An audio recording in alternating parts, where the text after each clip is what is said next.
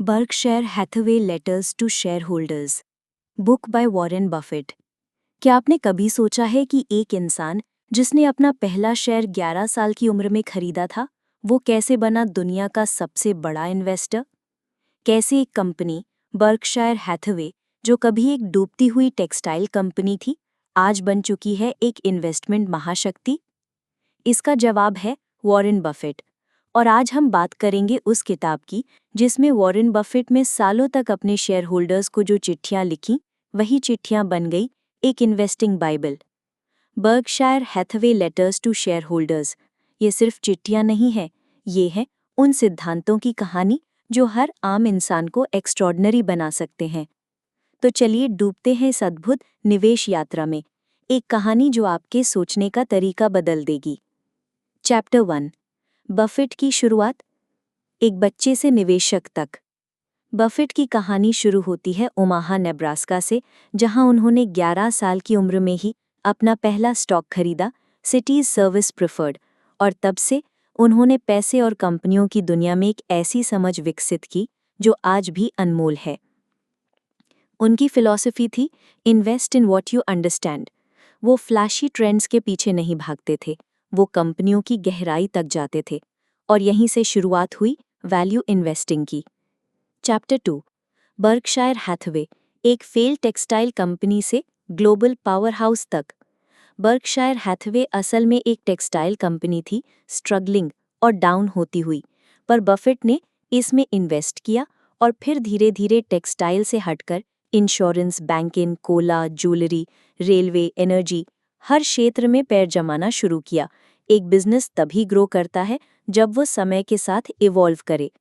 उन्होंने सीखा कि कैपिटल एलोकेशन सबसे बड़ा स्किल है, और यहीं से शुरुआत होती है असली बर्कशायर मॉडल की। चैप्टर 3, बफेट के लेटर, सिर्फ चिट्ठियां नहीं, जीवन के सिद्धांत। हर साल बफेट अपने शेयर होल्डर्स को जो लेटर भेजते थे, वो केवल नंबर्स नहीं होते थे, वो होते थे ट्रांसपेरेंसी, ऑनेस्टी और बुद्धिमत्ता से भरे रियल टॉक। आइए जानते हैं कुछ सबसे इम्पैक्टफुल लेटर्स और उनमें छुपे मंत्र। लेटर 1985, अच्छी कंपनी वर्सेस अच्छा management. When a management with a reputation for brilliance tackles a business with a reputation for poor economics, it's the reputation of the business that remains intact. मतलब अगर company का business model ही खराब है तो कितना भी अच्छा मैनेजर उसे चला ले, नतीजे अच्छे नहीं होंगे। हमें सिर्फ मैनेजमेंट नहीं, पूरे बिजनेस को समझना चाहिए। लेटर 1989, इकोनॉमिक मोट।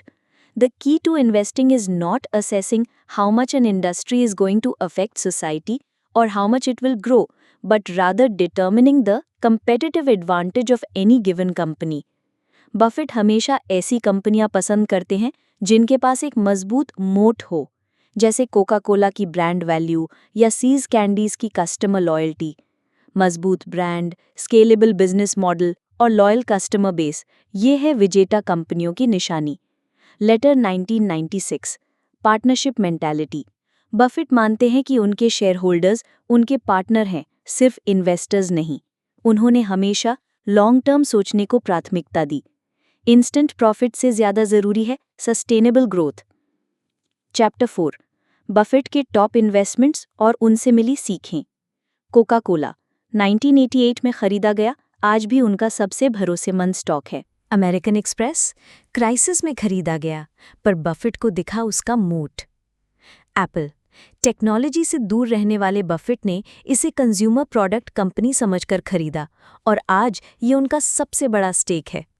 सही समय पर, सही मूल्य पर, सही बिजनेस में निवेश, यही है बफेट स्टाइल। चैप्टर 5, बफेट का ह्यूमर, ऑनेस्टी और ह्यूमैनिटी। बफेट के लेटर्स में एक अलग ही इंसानियत है।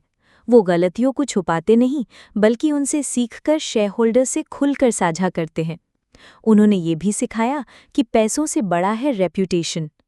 It takes 20 years to build a reputation and 5 minutes to ruin it. पैसा कमाना जरूरी है, पर सम्मान और ईमानदारी उससे भी ज्यादा कीमती है। चैप्टर 6, बफेट की विरासत, निवेश से आगे की सोच।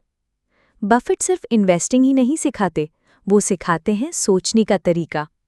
Patience, long term thinking, ethical business practices, simplicity over complexity. उनकी चिट्ठियां सिर्फ शेयर होल्डर्स के लिए नहीं थी, वो हमारे जैसे आम लोगों के लिए थी।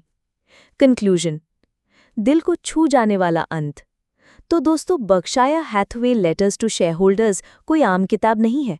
ये एक ऐसी धरोहर है जो हमें सिखाती है कि कैसी सादगी, ईमानदारी और लॉन्ग टर्म विजन से हम न सिर्फ पैसा कमा सकते हैं, बल्कि एक ऐसा जीवन जी सकते हैं जो सच्चे मायनों में सफल हो।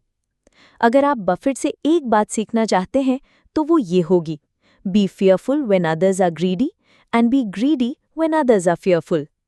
ये किताब एक आईना है जो हमें खुद को देखने, समझने और बेहतर बनाने का मौका देती है।